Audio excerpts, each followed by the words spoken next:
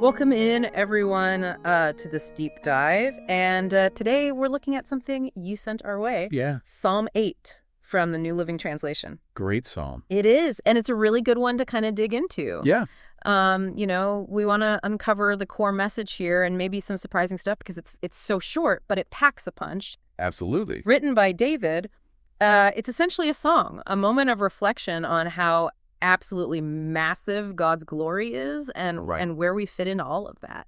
And it just explodes out of the gate right from verse 1 with that idea. Right. O Lord, our Lord, your majestic name fills the earth. Your glory is higher than the heavens. Yeah, it's like bam, right? Yeah, just this huge statement of divine majesty. And it just sets the whole tone. Yeah. Not just earthly realms, but beyond. It goes somewhere I wasn't expecting in verse 2 because it says, you have taught children and infants to tell of your strength, silencing your enemies and all who oppose you. Wow. It's like, whoa, hold on. Yeah. The littlest among us Right. can actually be instruments of divine strength. That's a powerful image. It is. It's super powerful. And, it even goes on, if you look at the Greek translation, it says to give you praise. Right. And that echoes Matthew 21.16. Yeah. And it's almost suggesting that it's inherent in creation. Right. This pointing toward and acknowledging the Creator. Yeah, it's like built in. Yeah, even in the youngest. Yeah, that's amazing. And what does that say about us?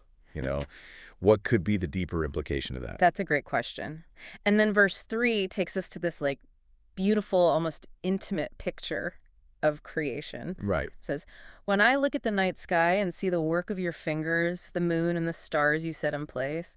I love that phrase, the work of your fingers. Me too. It's so personal. It's like God is an artist. It is. It's not this distant creator. Yeah. It's a very deliberate and involved, almost artistic, like you said. Yeah, and that leads into the question that I think resonates with so many people. Absolutely. That's the central question of this whole psalm. Yeah. Which is, what are mere mortals that you should think about them? Yeah. Human beings, that you should care for them. Right. Verse 4. Like, here's this huge universe. Right. And then here's us. Yeah, tiny, insignificant. Right. And the Hebrew, what is man that you should think of him, the son of man that you should care for him? Yeah. It just underscores that smallness. Yeah. But then verse 5 elevates us so much. It does. It's surprising elevation. It says, yet you made them only a little lower than God and crowned them with glory and honor. Yeah.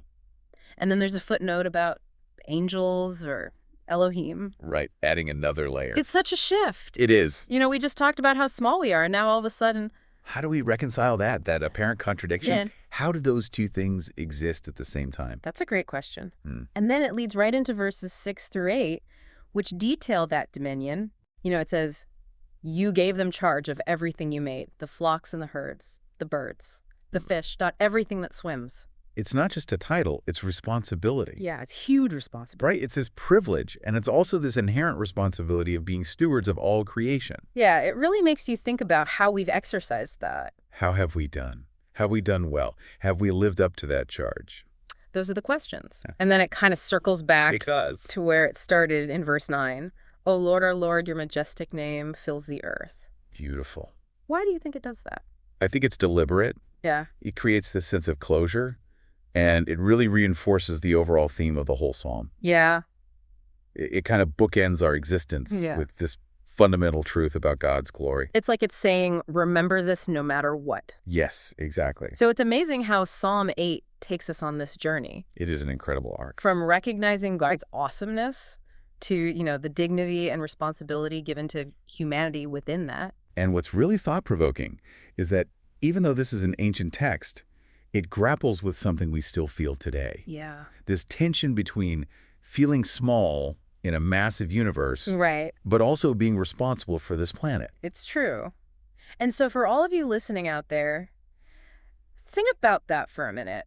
How do you personally find that balance? Yeah. Between feeling small, but also knowing you have this huge responsibility? How does that affect your perspective on your place in the world? Yeah, it's something to chew on. Absolutely. Thanks for joining us for this deep dive into Psalm 8. Thank you. We'll see you next time. See you later. Bye. Bye.